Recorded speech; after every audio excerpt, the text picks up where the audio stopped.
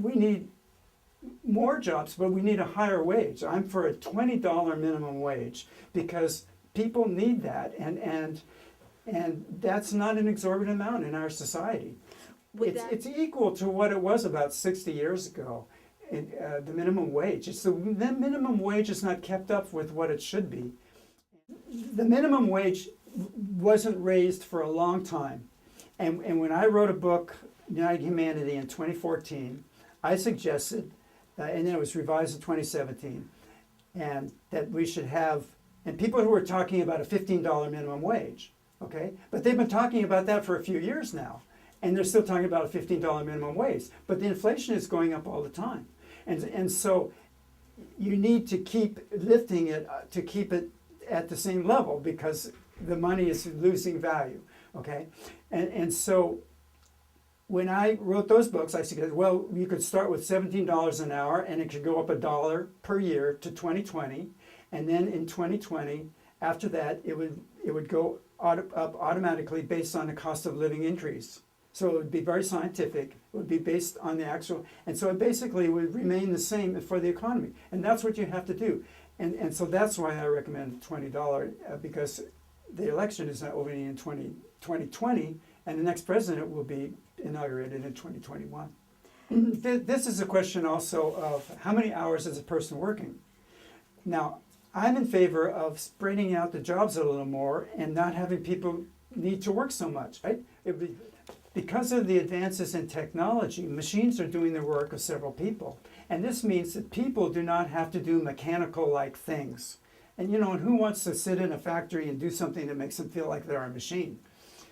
So the humans, though, need to know how to run the machines. And then there are many other things. We need more teachers. We need more communication. We can do more things in the arts.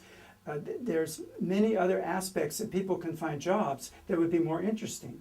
And so and people do not need to work so much if the technology is doing a lot of the work, right? And so we could lower the work week to 35 hours, which is already that in France, been that way a long time. And that gives people more time and a better life too. Yeah. The idea of a universal basic income is catching on, and it's really a good idea. And another way of looking at it is what Martin Luther King called negative income tax. And I kind of like that plan. In other words, instead of giving a set amount to everybody, because not everybody needs an extra, $5,000 or $10,000 or whatever it is, right? Because the rich people don't need that, right? So only the people that need it. So if the person has an income below a certain level, then the government would provide the money to get them up to a basic level. And also the government, in my opinion, should make sure that everyone has decent housing and food, enough food, the basic things for survival. And I'm also in favor of financing education through the government so that everyone can go to school and get an education for as far as they're able to advance in education, paid for by the government. I think this is the best investment we can make in the future because these people are the people that are going to come back and have the knowledge and the skills to find the workers and keep the economy going well. Well, NAFTA and other treaties like that, and some of these commercial, I don't know what you call them, institutions that were set up by the capitalists, like the World Trade Organization, the WTO, and these are set up basically by the capitalist interests, and they're all designed. These trade treaties are designed for the benefit of these corporations, so that they can make more money, and they not always fair to the workers and to the consumers, and so again, it's part of the corrupt system. First of all, when I would make decisions, I would listen to experts, and I don't claim to know everything, but I do claim that I'm good at learning things, and I listen to experts and advice. And I would listen to someone like Lori Wallach, who's really good on the trade issue, and I would want her to be the main trade representative. And she could explain all these things better than I can.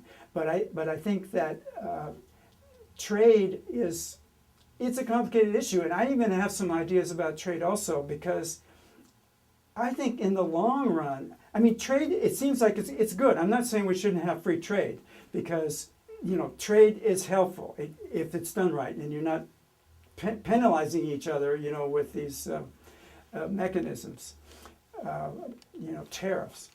So, but another thing we need to consider in relation to trade is the climate. Because if we're shipping really big objects from across continents and across large oceans, automobiles and big technology and things like that, that's causing global warming. Because the shipping costs, that goes into, the energy involved in the shipping, that affects the environment. And so what we need is local manufacturing around the globe. So we need to help Africa, for example, and Asia get more manufacturing for those economies, so that we don't have to ship these things all around. Now, if you're dealing with intellectual property, things like that, that's easy. There's no shipping costs, right? Because it's something that's metal. It can be transmitted electronically. So that's how I feel about those things.